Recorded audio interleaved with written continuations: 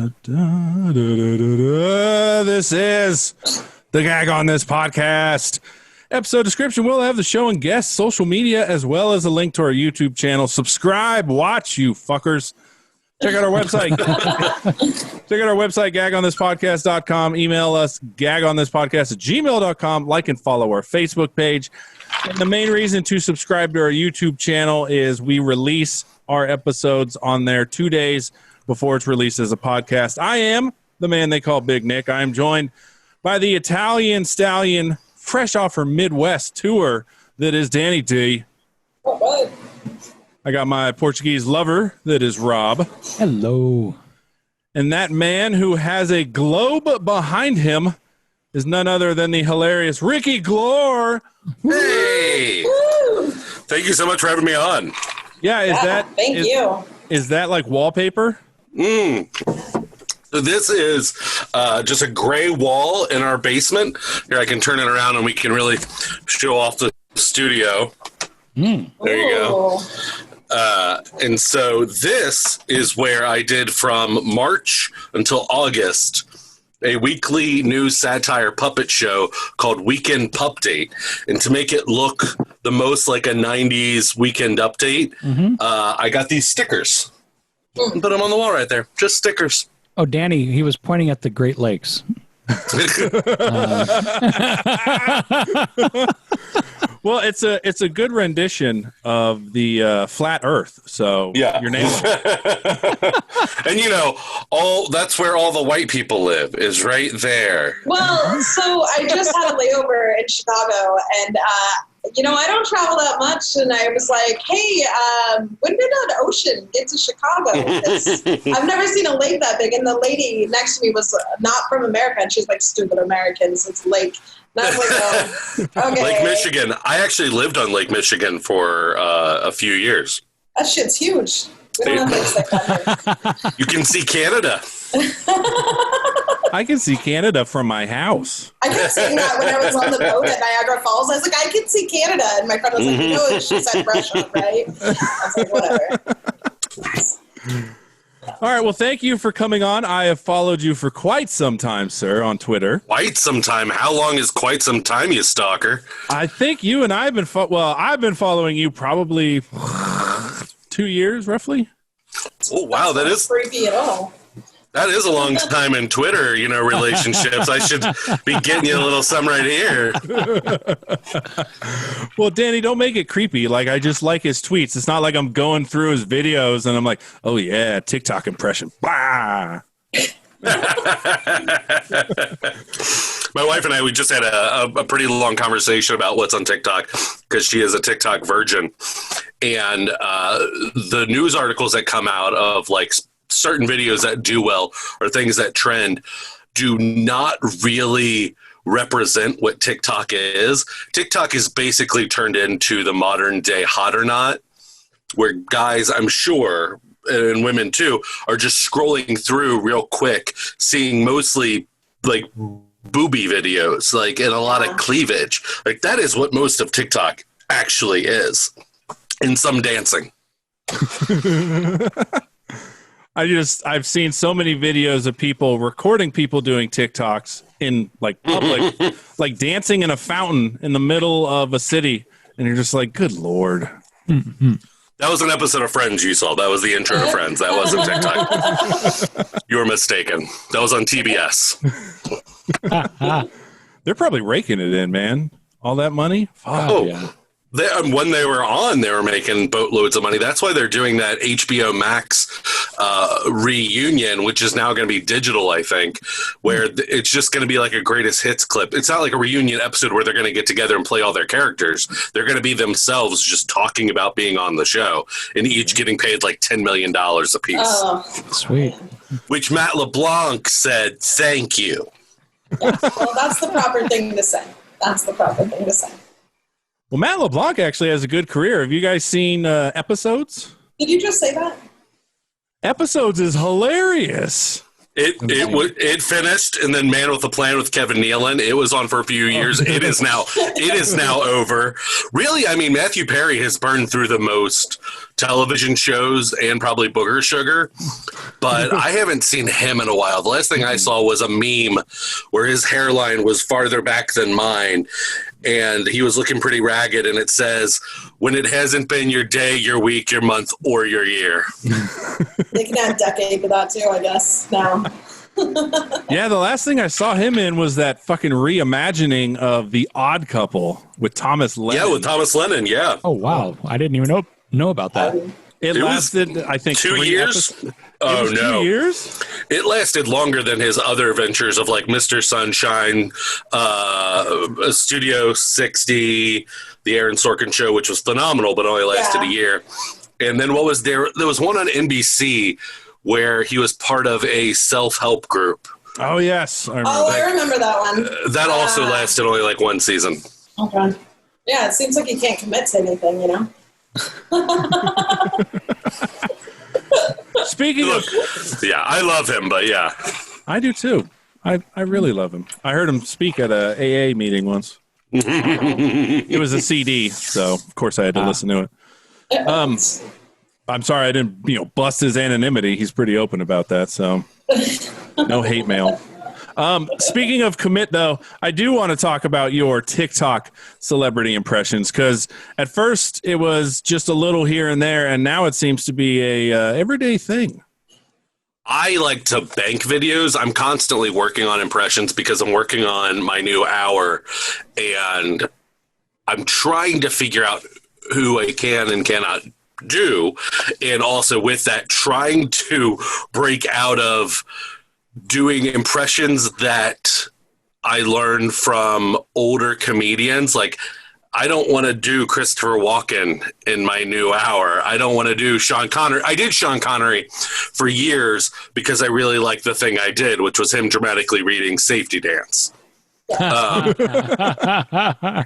I did it because I really enjoyed it and I really like Sean Connery. Now I'm fully aware that everyone and their mom can do a Sean Connery impression, like is low-hanging fruit.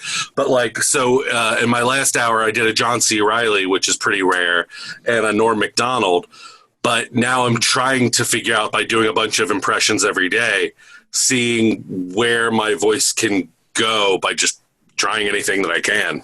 And what's also like probably like my kid doesn't even know who Sean Connery is. You know what I mean? Like, so yes, you got to get someone that is relevant too. I'm sure it's not easy. I just watched your special last night. It was phenomenal. I was laughing so hard. Yay! It was really good. Thank you so much. Yeah. I can't do impressions to save my life. Nick can't either. His accents are horrible too. But yeah, I'm always impressed with people that can do that. Fucking, I nailed that British accent. I don't know what you're talking about. Okay. It's pretty bad when it isn't even a British celebrity. Just people are questioning what accent it was. Like, that's not an accent. That's a dialect. You can have an accent with a dialect, but that is a dialect. His dialect was horrible. It was good. It was sounds the same for what? French, English, Spanish? No, it doesn't. I believe your British impression was "Oi." It was. Isn't that it? Yeah. And that could work for Australian. That could work for so many. Yeah. Any of the British Isles. Yeah, and then my French was completely different. I went, ho, ho, ho. You didn't even go for like Inspector Clouseau, like Peter Sellers. No. That's pretty bad. Yeah. Well, you're right. The Pink Panther movies are bad. Oh, shit. Oh. No. Go back and watch Pink Panther, A Shot in the Dark, and I think Pink Panther Strikes Again and Return are pretty good. The opening of The Return is where the bank gets robbed, and he's supposed to be the watch out guy, and it's a blind guy with a monkey, and he has this whole argument. And then in Strikes Again, there's that whole scene of where he goes into the hotel, and he asks the hotel guy, he's like, does your dog bite? And the guy's like, no. And he pets the dog, and it bites him. And he's like, I thought you said your dog didn't bite. He's like, that's not my dog. I grew up on Peter. My dad loves Peter Sellers, so I grew up on the original Casino Royale with him and David Niven, Dr. Strangelove, anything, the party, being there. Oh, Chauncey Gardner, so good. Being there was one of my favorites of his. And there's bad ones. Then there's like the Fu Manchu movie he did right before he died, which, you want to watch something that's incredibly un-PC right now. You pop in. But also, he also played Charlie Chan in the Neil Simon parody movie Murder by Death, which it is straight up his eyes pulled back and him doing an offensive Asian accent. But also, they call him Oriental the whole time. So was it worse than Mickey Rooney trying to be? Was it Mickey Rooney trying to be? No, yes, but it's not worse than that. That is Breakfast at Tiffany's. Yeah, with the Audrey Hepburn and all that. Yeah. Yes. Welcome back to Old Man Podcast. I know. We got into this by saying I have to start doing impressions that are relevant. Like you said, your son would know. And then we're like, yeah, Audrey Hepburn, Breakfast at Tiffany's. Peter Sellers, who was dead by like 1979. Yeah. Are you kidding? For shame. I know. Well, she didn't know there was a Great Lake either. Fuck you. I knew that there was a Great Lake. I just didn't. I've never seen a lake that big. Fuck you. All right. I do drugs. What do you want? Everyone does drugs. It's 2020. It's during a pandemic. If someone's not doing drugs, they're on drugs. These two don't. No drug? Like no even prescription? They're so yeah, plenty of prescription. Yeah, there you go. That's a drug. Do you drink? I'm a fat old That's man. a drug. I have to take drugs. I'm a fat 34-year-old man. Really, 34? Yeah, whenever I tell anybody, especially anybody in the audience who is a person of color, they are quickly to be like, I would have guessed 40. I'm like, thank you. I guess I look that bad. I would have just said you've been so successful already in your own Oh, so successful. No, stop. So successful. Don't feel bad. People ask me how old my grandson is. And it's my kid. Then you can have the excuse of saying like things out of turn and just be like, it's because I'm so old. I don't know any better. Well, it's worse when you were just checking the girl out and then she goes, oh, your grandson's so cute. Fuck. Maybe that says something about you though, weirdo. I don't know. Don't be checking out the kids at your fucking kids' elementary school. I'm just kidding. Don't be checking out young girls. Oh, we don't like old men staring at us. And I still say us, but I'm way older than fucking. I wasn't staring. Don't like old men staring at us young women. My kid is going to be a wingman when he grows up because since I've taken him to the store when he was like, for me, unintentionally, like since he was like 1 or 2, I would take him shopping and he would just be like, and I don't know why, maybe he saw me looking at them, but he always had good taste and he'd go, hi. And you know, my dad. And then suddenly I'd be talking to these hot women for no fucking reason other than I had a cute kid. And then, so he's trying to get me divorced or killed.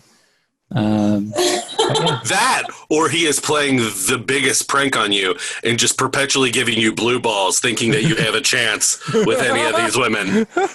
No, I know I don't. But I told the wife that if she's gonna die, she better do it while he's still cute. Yeah. So I can say this. You missed out on that. He's 7. You're losing it, kid. Yeah, that passed. I mean, shit. He just came in here and he smelled like shit because it was on his hands. So. There's nothing cute about that. Yeah, and you have a young kid, don't you? I have a 16-month-old daughter who is now going through sleep regression. And so for the past week and a half, she's been waking up between 10 o'clock and 1 o'clock in the morning.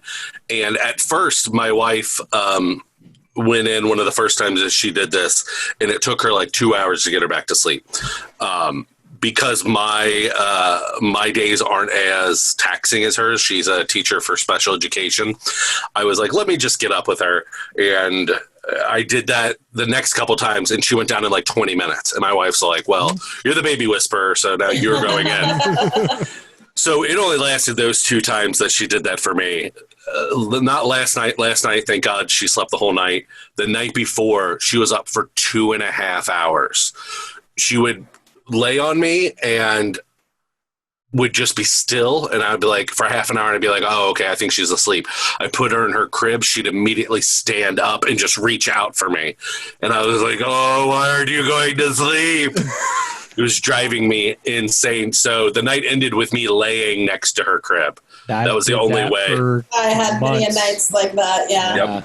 Yeah. It was cool. I'd bring something to read and just... yeah. Because I didn't want the kids in my bed. Like, I was like, no, once that starts, it will never stop, so... Oh, there's that. And also, I would just roll over that child, and there'd be pancake baby in the morning. Yeah. It's you said it was a girl?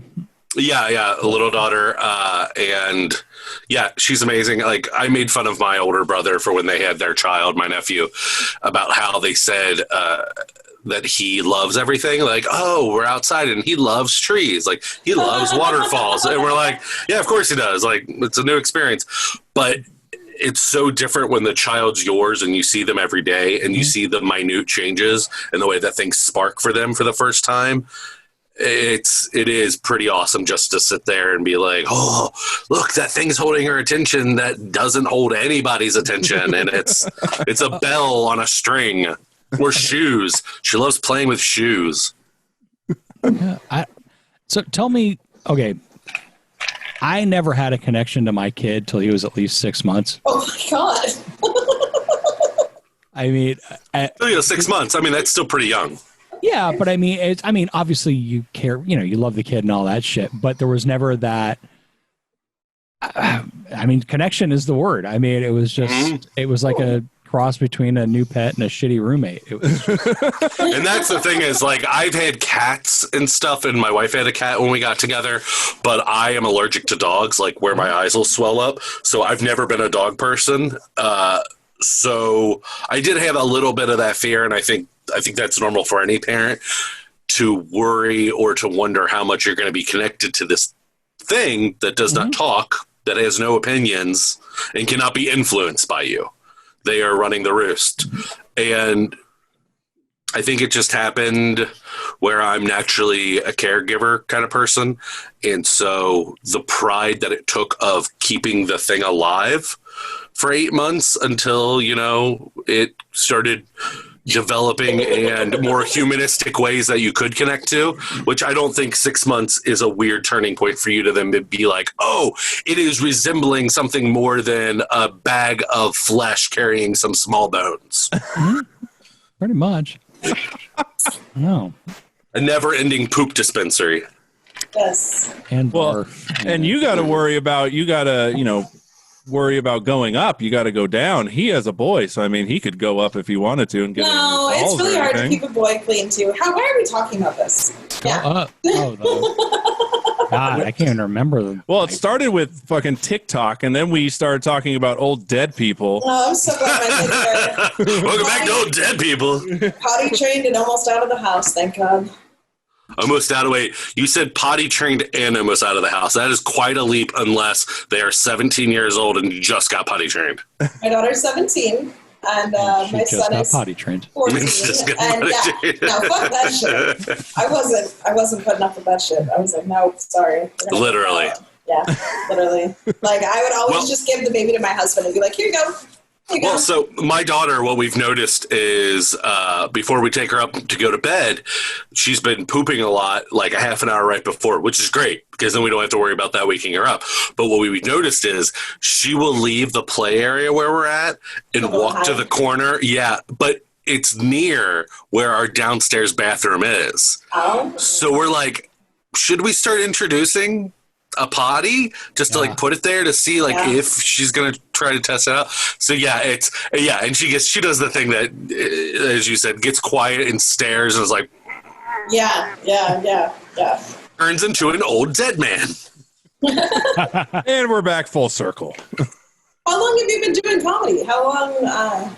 I started in 2005 doing stand-up when I couldn't. I really desperately wanted to be on my college's improv team, which did a lot of short form, but they were kind of they were kind of the big deal in the theater department at school. And also my trajectory and dreams were do comedy, do improv, learn improv, do sketch, do theater in college, then go to Chicago, do improv and sketch, and then somehow find the way to get to Saturday Night Live and do whatever. Change their waste paper baskets or whatever. Yeah. But I was a big nerd of that, of like, you either go to Chicago, where there's second city and improv Olympic, or you go to LA, where there's the Groundlings. So when I auditioned for the improv team for the school, I didn't get on, and I saw that they were offering stand-up classes at my local Funny Bone.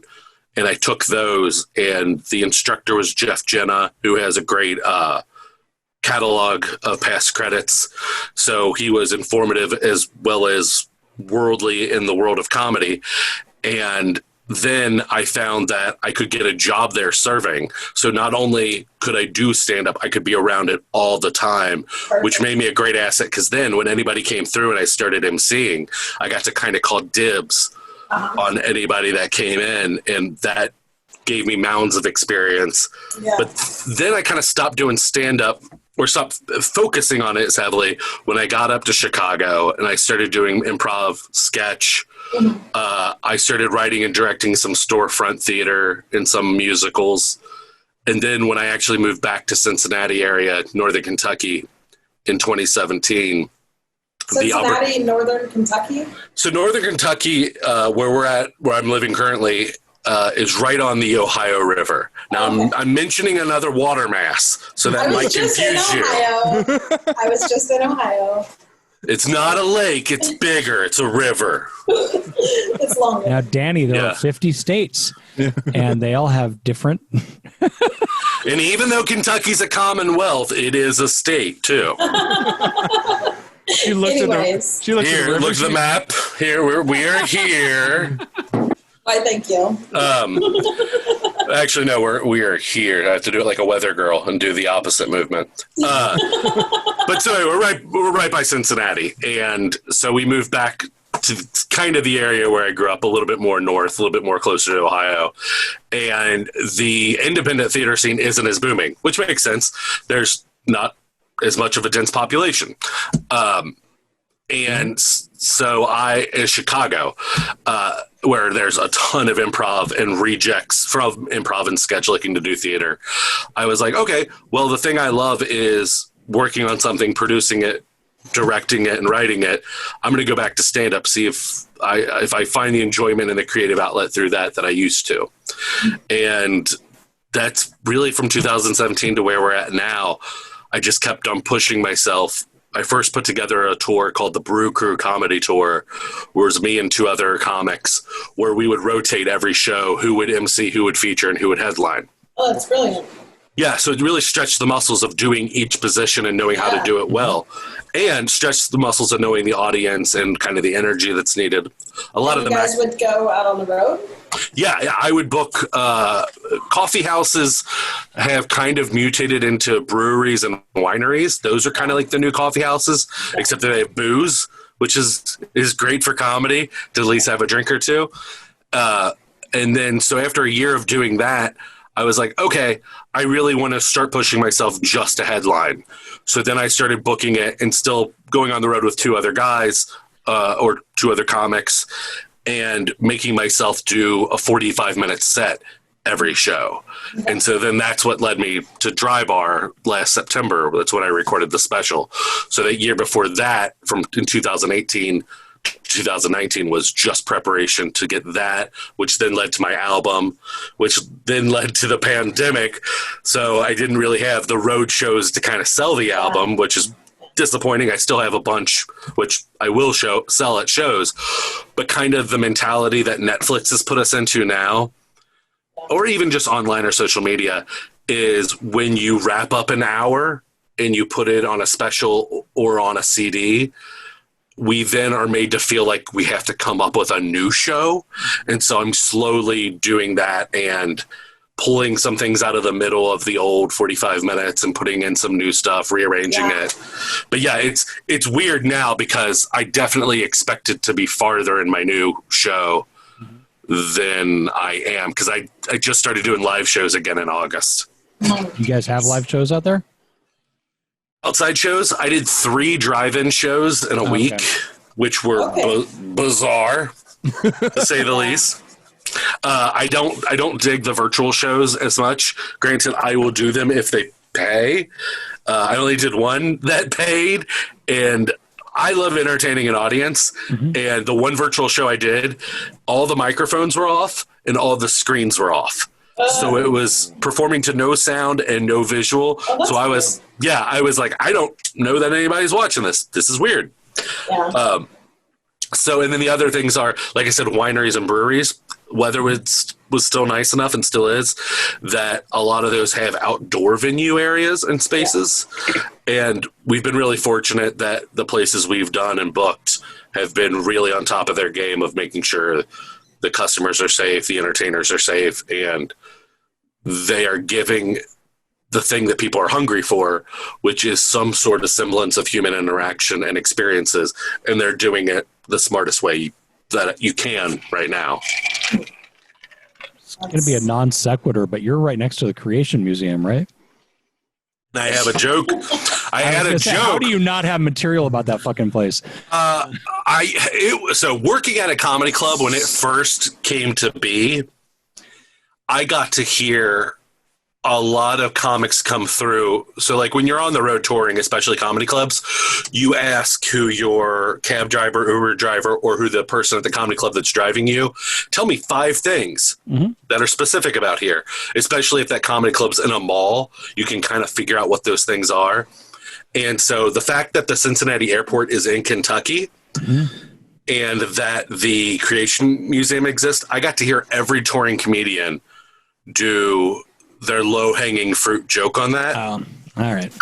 But I did have one that is still on my album. I didn't do it for Dry Bar because I had the foresight and some help figuring out what my set should be, because they don't give you parameters, which is weird and frustrating because it's in Utah and it's Mormon. How hard is it to be a clean fucking comic? Like, that's... I don't curse a ton, like, not that I'm offended by it or like, I have to be clean, but like when I book things, I can get booked more because I can be 100% clean. But then you always started clean, like you were never dirty at all? No, I was so dirty starting off, and I used to tell 0 personal stories. Oh, really? Starting off, I was more of like a one-liner or a fabricated story person. But again, as I mentioned about the low-hanging fruit jokes, I used to tell, I had a 5-minute bit on Walmart and like the $5 bin.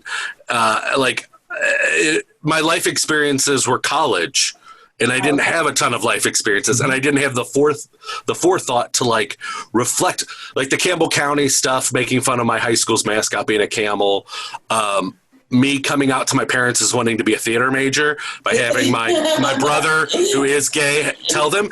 All that stuff had happened, but because I was immature in my experience as a stand-up, I didn't really have the forethought to reflect on that and be like, oh, I should form this into funny on stage. I don't know. I think it just comes with maturity and experience of how long you've done it. Yeah.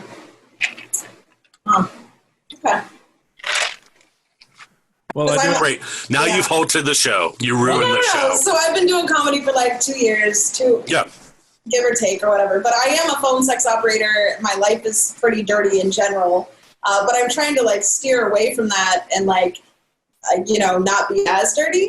All my fucking life experiences are kind of dirty. So I just be true to yourself, and I wouldn't add any. I think that I always quote Seinfeld for a lot of these rules of comedy, but if the expletive is getting the laugh and is the punchline, then maybe reevaluate the joke. Okay. Because are they laughing at the expletive or are they laughing at the joke?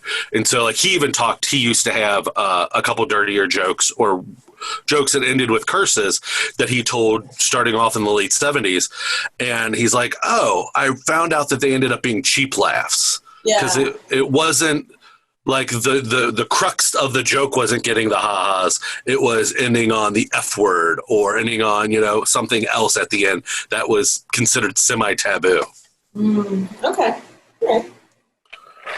But also shows that don't have language restrictions, I'm not as stringent on myself to like not let a couple shits or whatever like slip out, or even the F word. Well, I don't cuss a lot. I just, talk about sex all the time. Your subject material. Yeah. I mean, like, you're not going to do a 360 and change what you're, well, I guess 360 would be a complete circle. 180. Yeah. I just agreed with him. I'm like, oh, yeah. But maybe that's a funny joke, since you have the experience to be like, I'm a phone sex operator, but like, just what would be the same things you would say as a phone sex operator if you were a telemarketer? Oh. Like, would you sell it the same way and like with the same like seductive nature? And like, oh, maybe you do want to buy this whole encyclopedia set. Like, well, that's a great idea. Yeah. Okay. Yeah, okay. Do what you know. Take what you know, and how do you rim jobs and pot all day? Yes. So it's like but then the joke is too. Do you, in your real life, is it an interesting observation to how you have to turn it on, and then like when you have to turn it off? Like if you're talking to a bill collector, do you ever accidentally be like, oh yeah, let's turn this electricity up? Like, oh, we need the heat. It's getting hot in here. Like spitballing, but like I think that's what would be funny, because always, no matter what your profession is and like what your outlook is on things, people are way dirtier than they ever want to let on or act. That's why it's great to do comedy in the dark, so people aren't judging who's watching them and who's laughing at what. But also, people are going to relate. Like, there's going to be some relatability to whatever it is, whether it's, oh yeah, I'm an architect, and it's hard for me not to eye the measurement of things when I'm not at work. Like, and so people will get the core crux again of the joke of like, oh, it's about not being able to turn off your job. Mm-hmm. I think you're brilliant. Thank you.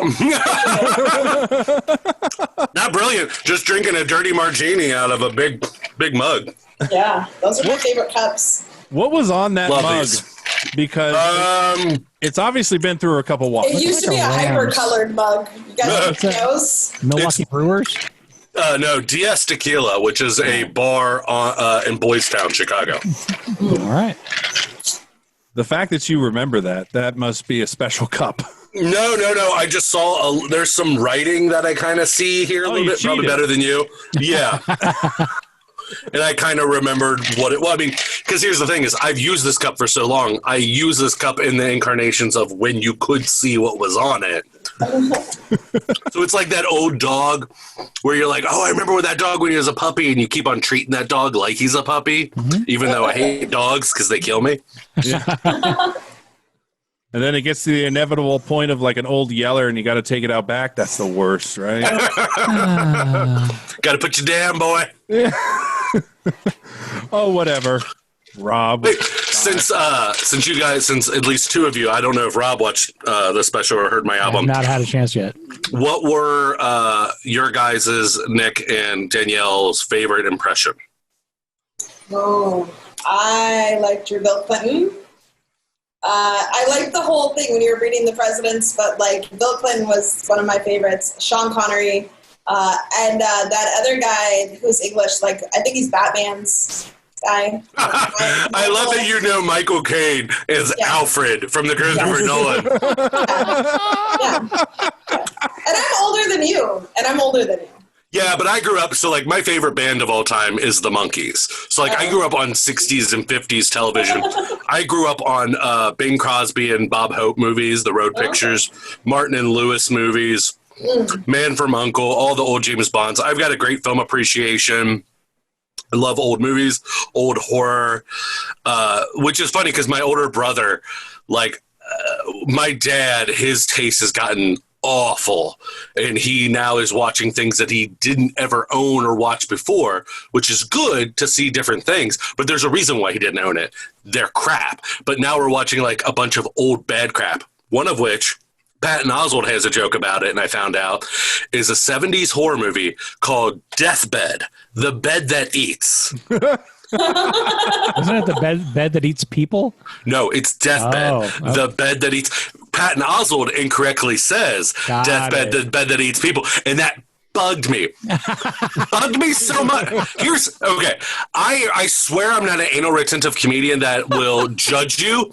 That bugs me. And John Mulaney's joke about the fictitious pitching of Back to the Future. Do you guys know that joke? Yeah, I do. Yeah, I'm trying to remember. So he says, he's like, how did Back to the Future get sold? And they're in the meeting, they're like, it's this kid and this rambunctious kid, and he gets hooked up with the scientist, like, is the scientist the same age? No, he's indiscriminately either 50 or 80 years old. We don't know. And he goes back in time, and he's got to get his parents together, and they're like, that sounds like a good idea. Yeah, but he almost has sex with his mom. Like, how do they pitch that movie? And one of the things they say is, the lead character's Marty McFly, and they're like, ooh, is he cool like a Ferris Bueller? And he's like, no. Ferris Bueller came out, I think, 2 years after Back to the Future. And if they're pitching Back to the Future, that means that pitch had to happen at least a year to 2 years before 1985 when it came out. So him using Ferris Bueller in that analogy, I'm like, the character doesn't exist. I hate you, John Mulaney. Know that? No one's gonna Ironically, know that. it's a movie about time travel, so anything is possible. Well, you just won the Nerd Award, Rob. Good job. But yeah, so like knowing things like Michael Caine, Noises Off, Death Trap, Sleuth, The Ipcris Files. He's a fantastic actor. If you ever get Jaws 4, Jaws 4 is terrible, but Michael Caine, when he did Jaws 4, said, "I'm doing this so I can buy a bigger boat." Miss Congeniality. Oh, why? Okay, fuck you guys. That is a great goddamn movie. I don't even give a shit. I love that movie. Is it? It is. It's hilarious. It's one of those movies where I see that it's on. I'm like, I guess I'm not doing shit for the next hour. Yeah. Wait, there's a lot of Miss Congeniality is your guilty pleasure. Now, I will throw down my guilty pleasure because I think guilty pleasures have to be. So maybe Miss Congeniality doesn't fall into this, but I think guilty pleasure has to be a movie that you know is bad, but you relish it for some reason. Miss Congeniality, yeah. Okay. Mine is Grease 2. Ooh. Oh my God, that's my fiance's too. I love how bad Grease 2. So many missteps. They started filming it with one script where Frenchie was in the movie, and then they started filming it with another script where she wasn't, and the character just disappears. The song Cool Rider, trying to see Michelle Pfeiffer do a music. Oh, it's so good. I say mine's Hairspray, the old Hairspray with Ricky Lake. Oh, John Waters? That's a classic. Yeah. Again, Michelle Pfeiffer. Yeah. No, wait. No. Michelle Pfeiffer, John Travolta one, where she plays the other mom. Sorry, yeah. Oh, was she? Yeah, she was. Yeah. Deborah Harry's the mom, the other mom in the John Waters one. Yeah. Okay. She's also in Videodrome, which is a great Cronenberg messed up movie. If you've never seen it, with James Woods. Mm. So since we're talking and geeking out about movies, I do want to talk about this. You run explain a movie plot badly, right? Less and less, but I still try to do it as much as I can.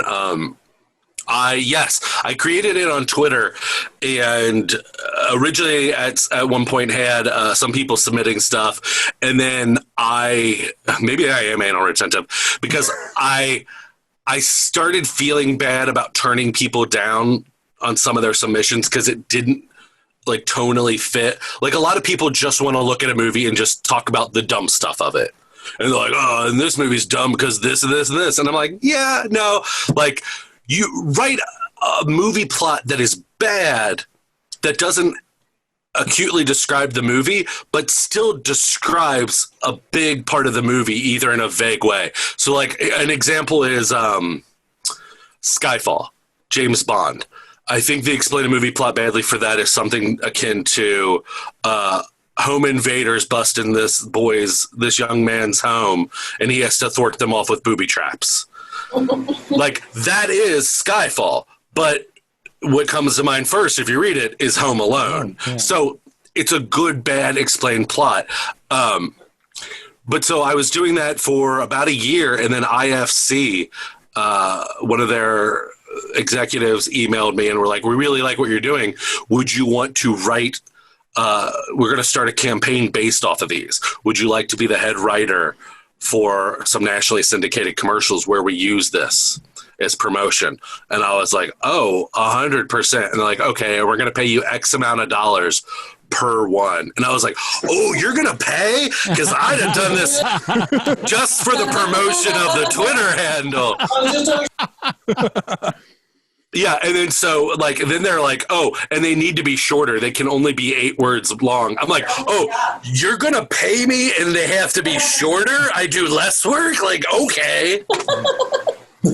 So, and then I did that for another year where with every commercial, they had the hashtag explain a movie plot badly, and they had the ad explain plot, and then they produced, we lost Danielle. She had somebody photobombing her, I guess. She died. She's back now. No microphone. But so anyway, then I did it for another year, and what the greatest thing with that is too, the contract was so nice that it worked out to be a freelance. No, don't tell him not to pull his dick out and do the helicopter. Was that your 14-year-old son? No, it wasn't. Sorry. Oh, was that one of your clients? No, it's my friend's dick date. Oh, shit. Do the helicopter? Don't do the... I'm going to chase you. Get out of here. I'm going to chase you. Oh, my God. Okay, sorry, guys. I'm so sorry. It's all right. What our podcast wouldn't be complete without you having to move. Oh, shut up.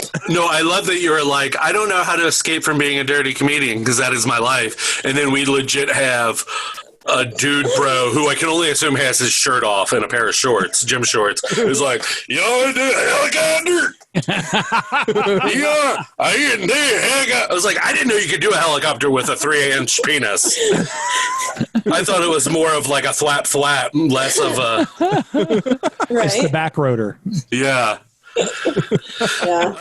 So yeah, and it'll with explain plot. They didn't. The contract was. They were fantastic. The contract didn't allow them to own any back property or any future property or anything intellectual. I mean, this is nerdy talk, but anything intellectual with the name. Like, it didn't have to change it after they were done, because there's still an option for them to buy more if they want to, which I'm more than happy to do. Are we for dick date? No, I'm listening to you guys. No, I was just trying to the background. Yeah, there's just, and they're not even drunk yet. Well, it's cool. You don't have to fuck with your, you can still do what you want to do and not get. Yeah, and so but it kind of got put on hiatus as other things started happening.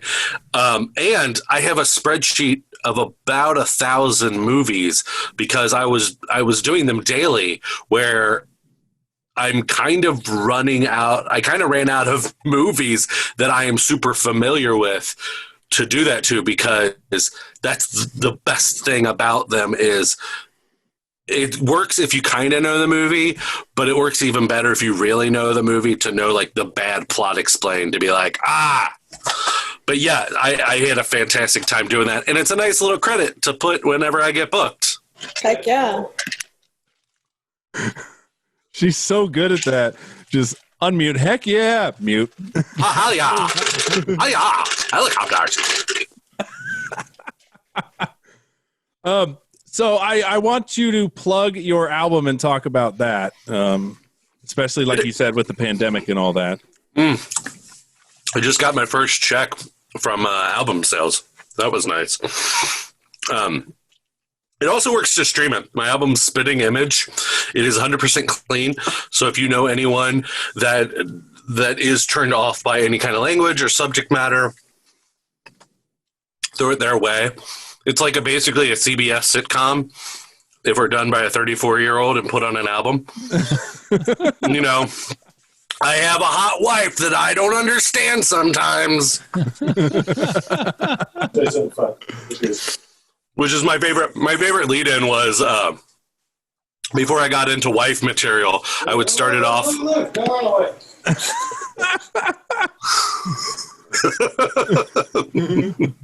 Oh, just her mouthing, shut the fuck up.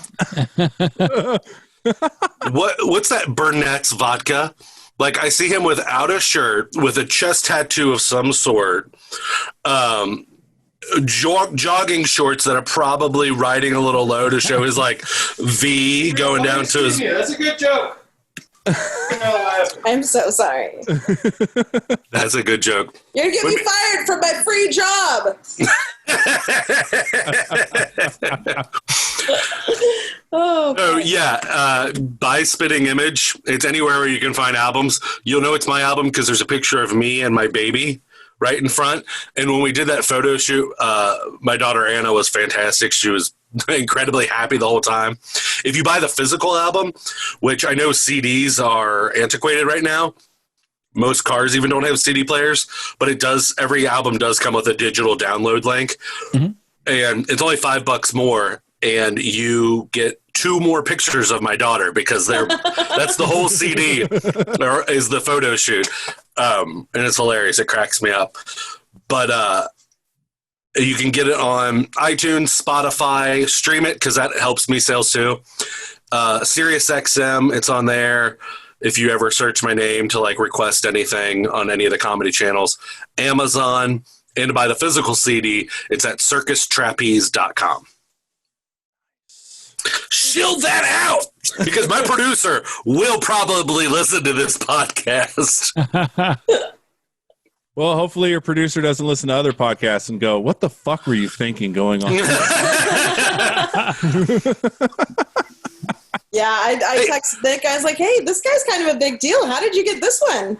And he's like, oh, I follow him on Twitter. And I was like, wow, we should really be professional. And then of course, big money. You know? No, I'm just happy that you guys didn't, not that this isn't a detriment to any other podcast, but I've probably done like 20 podcasts since the album dropped in June. And it hasn't just been the same canned answers because I will chase rabbits. And we could have been on here for an hour and a half of me just telling the story of how I got into comedy and like who I opened for, or like telling the Tracy Morgan story again. Oh my God, I would, yeah. Oh, what? You were on the bus? And that's why I sit now permanently. That's why I can only do podcasts. No, I'll tell a condensed version of it, which is I opened for Tracy Morgan twice when I was starting off at the Funny Bone. And the first year when I met him, he was very abrasive to everyone else at the club, not kind. And he came into the green room, and I was worried because I was a 19-year-old college, extremely white kid wearing a tweed jacket. Perform for the weekend to MC to this sold-out weekend of this urban crowd. And I hear him yelling coming into the green room. And he comes in and he just perks up like that. He starts smiling and he comes up to me and starts tickling me. And he goes, we're going to have, I had a Tracy Morgan impression. I don't know if it's cool to do anymore, so I'm not going to do it. But I'm not Jay Moore stealing Bert Kreischer stories. Oh. He just came up to me and started tickling me. Doesn't know who I am. And he says, we're going to have a good time this weekend, aren't we, White Bear? And for the rest of the weekend, he called me White Bear. Nice. So flash forward a year later, I have not been in contact with him. We had a fine weekend. He was very kind and congenial to me. A year later, he comes through again. I opened for him again because a lot of other local comics were like, I heard he's an asshole. I'm not opening for him. I was like, I don't care. That's a sold out crowd for 6 shows a weekend. I'm like, I'm happy to do it. And a diverse crowd, which is great because you open for Jim Brewer. And yeah, it's a sold out weekend, but it's all the same dude bro who just wants to get high and calls you Chris Farley. And does a helicopter penis thing. It does.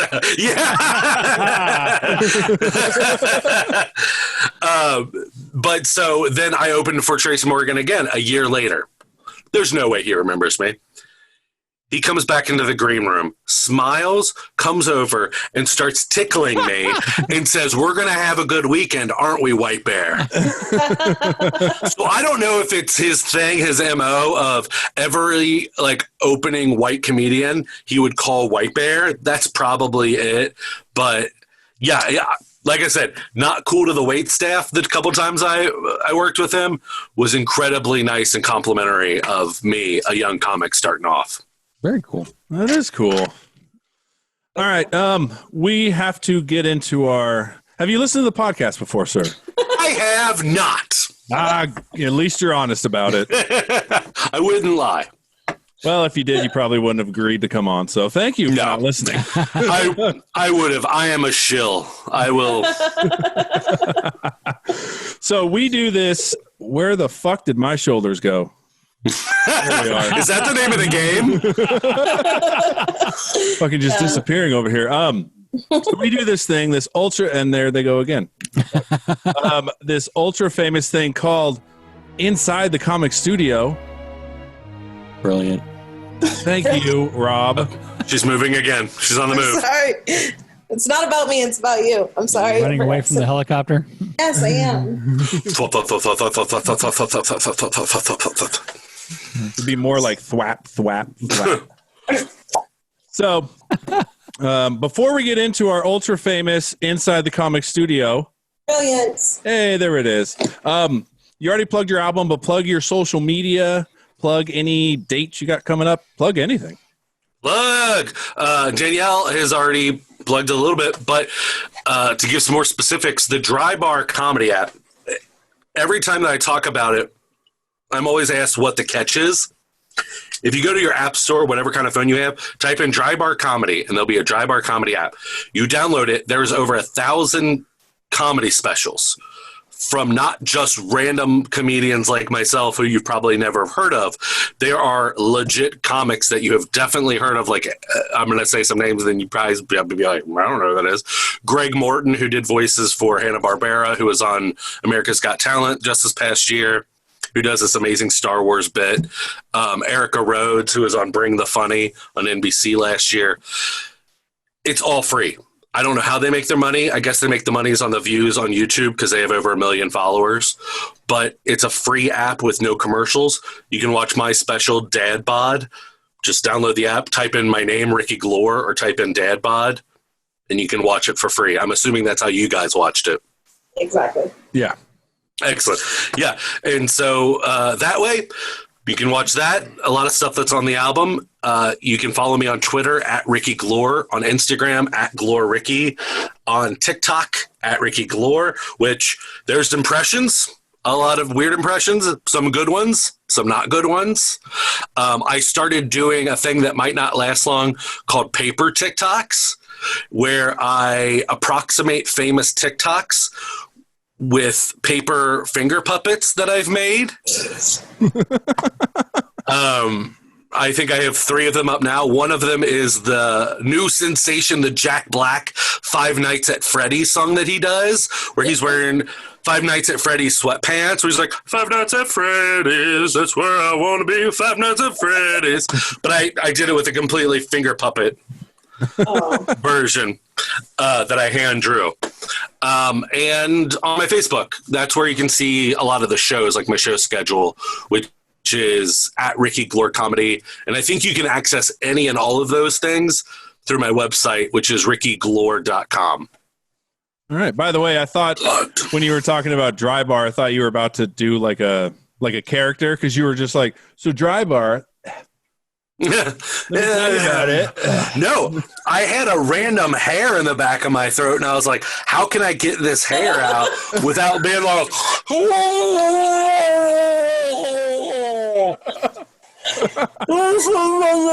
like, I was just eating barbecue wings. I was like, baby, they're good. By the way, my favorite impression is your Nick Cage Uber driver thing. Oh, thanks. That I did also. Do you know the weird TikTok sensation song, the M to the B? M to the B, M to the B, M to the M to M to the B. It's under a lot of TikTok videos. if you remember The Wicker Man, the director's cut with Nick Cage, not the original one, he gets put in a beehive helmet, and he's deathly allergic to bees. And he goes, bees! Bees! So I did M to the bee, but him doing that, like, M to the bee, M to the bee, M to the bees! And there were some people that weren't too thrilled with it. So hit or miss on impressions. I will try. All right, Danny, what do you got to plug? You can find me at RadChick4Ever on Instagram, Facebook. I have a couple of live shows coming up here in town, locally in Sacramento, and then I'm headed off to Phoenix. And Yeah, you're doing one on the 7th, right? I'm doing a show on the 7th in Roseville. Yeah. I did Sacramento a year ago. I think maybe it wasn't like technically Sacramento. It's called Sudwork Brewing. Ooh, what city was that in? That used to be in Folsom. I was going to say, yeah. I mean, that's Sacramento to people. Yeah. God, I am fucking disappearing left at Jesus. You have the whole show. I don't know why you're just noticing it now. I have the whole usually. show? Yeah. I think it's just because I've been staring at you. You've been a disembodied, or you've been staring at her screen looking for the helicopter wiener. No, I've been staring at you, my big white bear. White bear. All right, Rob, what do you got to plug? Get my side project, the Stand Up Dads podcast. I do that with my buddy Mike. We talk about parenting crap. New episodes come out every Sunday. And yes, I would love to talk to you about doing that if you're interested, Ricky. Please. And you can find it wherever your fine podcasts are sold. Yes, and just follow me on Twitter at the Big Nick J. It is popping over there as per usual, getting in fights with tons of people. It's exciting. Would have been like I mean, is it political right now? I'm assuming. As far as fights go, Yeah. man, no. I just sometimes I'll just say stuff, and it'll be like it'll just be random poop tweets, just like throw tweets. And it will just generate some big stuff. But no, the most recent one was I basically told people, hey, if you don't like Cuties, you don't have to fucking watch it. And Cuties on Netflix. Yeah, and I just got lambasted. I thought you said Hooties, like Hootie and the Blowfish. Like, look, if you don't like Hooties, don't listen to them. No, Darius Rucker alone. Yeah. Let her cry. Let her cry. Let her cry. I love that. Do you know that they have a huge cult following, which is why they're still putting out like albums and shit? I'm like part of that cult following. I love Hootie and the Blowfish. Hooties is great. So let's bring it back to Friends, where they appear on the first season soundtrack with I Go Blind. God, you know a lot of useless things. Oh, so much useless. So when my dad used to say, I've forgotten more about blah, blah, blah than you know or whatever, I've already reached that stage where I'm like, I think I have started to forget some of my useless knowledge to make more room for more useless knowledge. Okay. Yeah, that's what you got to do. First of all, six degrees of Kevin Bacon. Like, I used to be able to do Charlie Chaplin to Charlie Sheen. Ooh. In less than 6 moves. Well, the fact that, Friends actually had a soundtrack, like you could buy it. 2 soundtracks. The second one is not good. First one is still stellar. All righty. So, Inside the Comic Studio is brought to you by the greatest company ever, Seattle Gummy Company, but I am biased. If you need to be alert and focus fast, they have Mocha Shots high energy gummies, which work 5 times faster than coffee and at half the price. And I think Rob posted a pic. They have fucking pumpkin spice ones now. Yeah. Oh. Well, I hate the pumpkin spice thing, but I tried one because I got a sample of it, and not bad. All right. Well, it's been Rob approved, so have fun. Wait, are these suppositories or things you could do it that way? Okay. They're supposed to be orally ingested, but you can you can butt chug them. We do not promote butt chugging. Butt chugging is awful. The combination of active ingredients improves focus, enhances cognitive performance, helps in the bedroom, and reduces the jittery side effects of caffeine, so you can get shit done anytime, anywhere. 5 grams of sugar per per gummy. Promo code GAG15. You'll save 15% your entire goddamn order. Okay. I'm sorry. I didn't know I was interrupting your ad read. That's fine. I need to change it anyways. It's kind of the lull of the podcast when I'm like, okay, let me read these fucking bullet points here. It just needed a nice butt chug reference. And Butt chug. All right. So for Inside the Comic Studio, we ask all comics the same 5 questions. Now, first question, your first joke that landed well. Blah, blah, blah, blah. I did just find an old notebook, an old composition notebook. I used to have this opening about how I never tuck in. I'll do the first 2 jokes.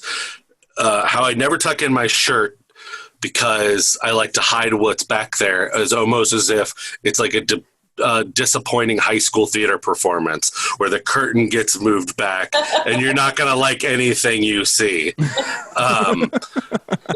That was my old opener, and another opener was I don't understand lucky underwear. Like some people have lucky pairs of underwear.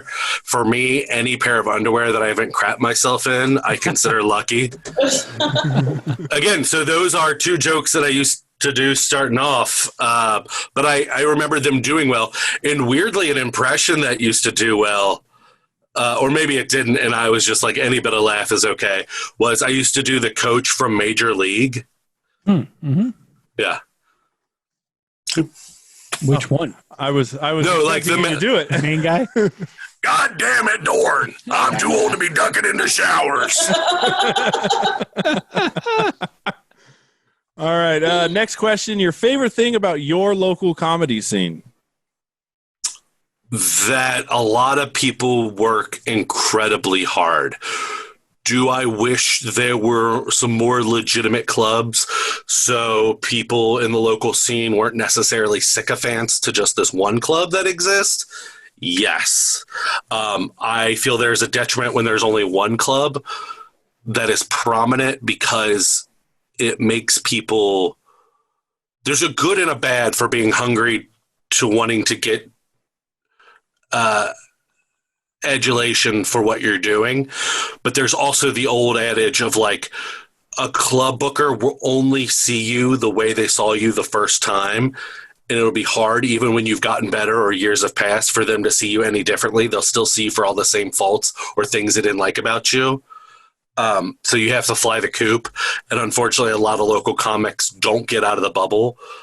It's getting a little bit better where some of them are now booking some shows out of state, but there's this weird breed of mentality, which I didn't grow up in because I have a theater background too, where we were taught to make things happen for yourself, where they are under the tutelage of don't ask for opportunities, be good at what you're doing, and then you'll get asked. I've had maybe the IFC thing where they reached out to me blew me away, and I thought it was a prank because that never happens. All right. Now, the opposite of that, one thing you dislike and would like to see changed in your local scene. Well, that similar. I mean, I think the answer is baked into what I just said. Yeah. I would like to see comics go and play different rooms that don't have their 5 friends sitting on the back couch where, oh, that's the thing I want to see change. And I've said this before. No comic should go on stage thinking they're going to show the audience how funny they are. I believe, and I see this tends to work out for the better, is your prime objective should be to go up there and entertain the people that came, which is the paying customers. And that even means that the show is free. They're paying their time of coming there and going there and giving their time and taking up their space before you've given anything. You might have worked so long and hard on your act. It doesn't matter because they've already paid you so much by being there. So your goal should be to entertain them. Doesn't mean you have to pander. Doesn't mean you have to do a poll in the audience and figure out what everyone's taste of comedy is because it's so objective and subjective. But your goal should be to entertain them. So to yell at them or bitch or say things under your breath and give them low attitude and, you know, kind of energy and be like, oh, well, last time I did that joke, it got a lot more laughs. Like, shut up. Get off stage. If you want to masturbate, stay home. It wasn't me, it was the crowd. The crowd just wasn't feeling it. And I'm like, oh, really? Sometimes crowd sucks. The crowd sucks, and that's okay to say too. Again, to reference Seinfeld, like the documentary Comedian, like they explore, like when it's like it's okay. Sometimes there are bad times, or are bad permutations of ways to do shows. But the people who are delusional always think, yeah, like my friends laughed at that, and that crowd must not be smart enough. And then they see maybe sometimes someone like me go up on stage and do an impression, like that's hacky. Which I will say. Like anytime a comedian goes on stage with a guitar, there is that knee-jerk feeling of like, this might not be very good. But you can't completely write them off. Mm-hmm. All right. Next. That's almost like saying there are good mimes. Marcel Marceau. Robin Williams. Yeah, Robin Williams is fantastic. I mean, he is such... I fortunately did get to meet him, and he was amazing and incredibly personable. But I have heard the horror stories of him showing up in the back room of the Comedy Store in L.A. and going up to a comedian who's kind of on the rise now and has been on The Tonight Show a couple times, going up to him and being like, I really liked your set. Here's a check for $1,000 for your last closing 5-minute bit. And the comedian going, no, oh my God, that's flattering, but it's not for sale. And Robin Williams said, look, I'm doing Letterman this Friday, and you can either have $1,000 check and see me do the bit and tell your friends that you're a paid writer for Robin Williams. He's like, or you can not have the $1,000 and still see me do your joke this Friday. Oh. Whoa. So there are a lot of comedy clubs and different comedians who would refuse to go on stage if he showed up in the back of the house on nights that they're performing. But similarly, Dane Cook. I saw him live, and I was never a big Dane Cook fan. Also, not a big Louis C.K. fan, which they say he stole stuff of. And I'm not a Louis C.K. fan because of the current climate. I just never connected with him on stage. I think he was a better writer. Like, I always liked seeing stuff that he wrote for like the Dana Carvey show or on SNL, but I just didn't connect with his stand-up. But I went and saw Dane Cook do an hour and a half by himself, and his energy and the way he connects with an audience, the way he performs was, out of this world. And so I have to give him that credit, but yeah, he's delusional, kind of like Carlos Mencia, if they think they didn't steal other comics material. All righty. What's funny is that story, it just reminds me of Dave Chappelle told a story. I guess when he was doing the Chappelle show, this one comedian tried to go out for a role, and he basically said, no, fuck you.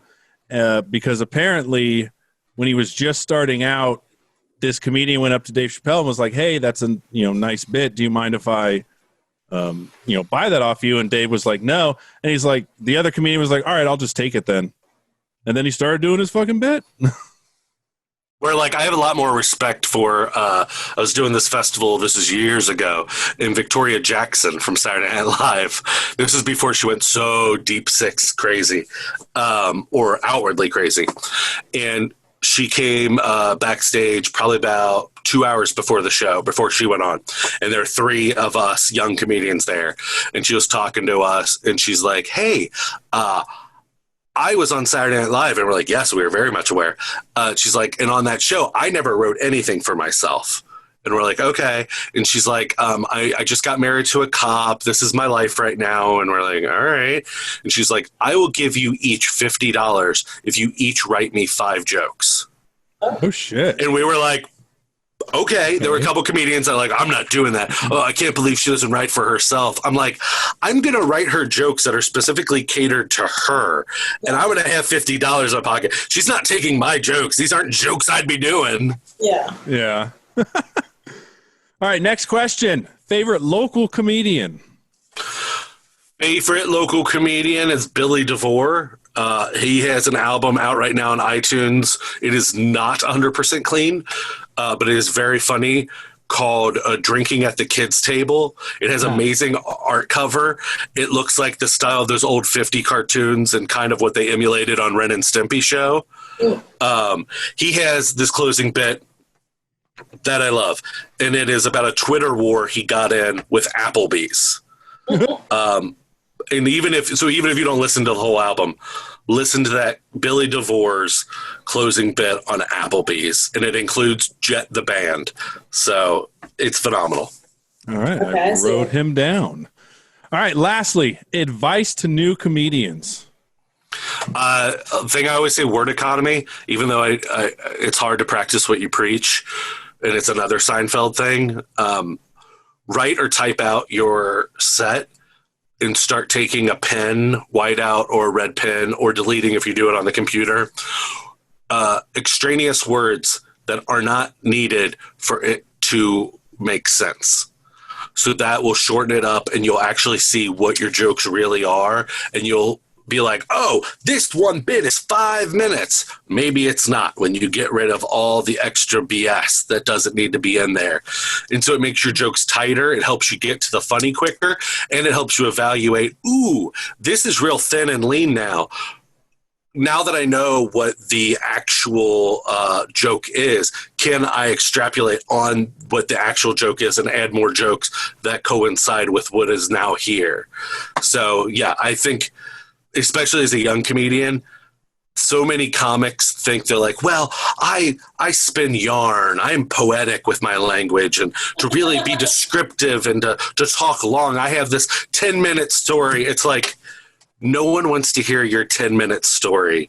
Get to the jokes. You only have 5 minutes. Right. Sorry, I just unplugged my headset because I was using my hands like a car salesman. All right, well, that does it for the Inside the Comics Studio. I think we'll actually end here because I know it's 10 p.m. where you're at, 10:30. 10:24, but I have a half day of work tomorrow because I'm doing a brothers weekend with my 2 older brothers. Now that 2 of us have families, we need to find time to, like, also when I'm not on the road, I know this steals me from my wife and child, but it's also good to have some recreational time. But if there's any more questions that anyone has, listeners, feel free to message me. I will answer. I've done it so much that I've dug myself into a hole that some starting off comics will send me their clips, and they're like, be brutally honest. And I will use constructive criticism. Okay. You might not like what I have to say, but I'm never going to be like, that's not funny. I'm going to give my 2 cents on what I find funny. Kind of like the phone sex operator. That's how I would approach it, but that's me. Any more questions from you guys before we go? Because I am happy to answer. I just really want to submit. I want to send you our stand-up showcase set so bad right now. Do it. I'll get to it. It may take me a week, but I watch it and I make notes. Send it to you, on Facebook or on? Oh, you can email it to me. Okay. Yeah, I'll get my email out now, too, because it's not like I'm going to get bombarded. It's ricky.glore@gmail.com. That's a tough one. You might get bombarded. We have tens of listeners. Hey, I know the podcast game. I used to do 3 podcasts that then when we found out that, like, our 20 listeners were from, like, Uzbekistan, and I'm like, I don't know if those are actual people because we're talking about horror movies, like American horror movies. Well, then, yeah, you know, I mean, we're getting a big bump in Australia, which is cool, and England, but for some reason, Russia is loving us, and then Azure. Ah, yes, the motherland. Yeah, and then Azure. What is it, Rob? Azerbaijan? Sure. Yeah, I didn't even know they existed until they popped up on my feed as downloading me, so. It's probably a renamed country of, like, you know, like Turkey has been renamed, and I thought it was Soviet where Iraq Union came from. Never mind. No. Okay. Only political thing I will mention. Oh, shit. I clearly have a political leaning, but this is just gonna be an observation. From the man who was a birther, who said, show us your birth certificate, has a mail order Russian bride, Which, if you want to see nude pictures of the first lady that were taken on purpose, you can. That blows my mind with having like a political mind of presidents and just history in general, that you can just freely Google that and there it is. And it's not like they were like taken from a helicopter, like a dick helicopter, like She's with a big model. lens. Yeah, she was a model. In the loosest sense of the word. Yeah. But the person who is a birther and is married to a male Russian bride won't show his tax returns, even the final page, which just says the full amount in the signature, which gives away no more personal information than what you can find probably on me online. So yeah, the show us your birth certificate guy is not He's showing paid millions. He's paid millions. Just take his word for it. I paid millions, okay.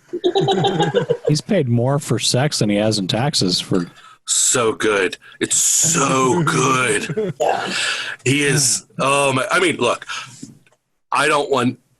do I want a grandpa? I mean, look, he can't also go after Joe Biden for being old. He's 3 years younger. Yes.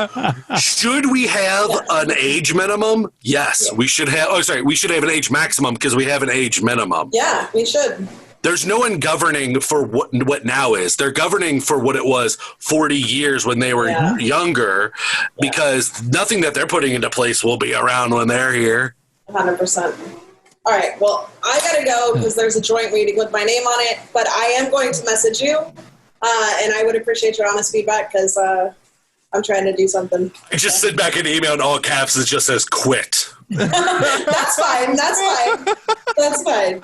Be That's ready fine, for too. rim job and pot humor. I don't even talk about rim jobs. That's yours, Rob. That's yours. You're so into ass play, it's not even funny. All right, Ricky, Oh. thank you for coming on. Thank This you has been so a great much. Thank episode, you. buddy. Thank you guys. Have a great one. Later. Thanks.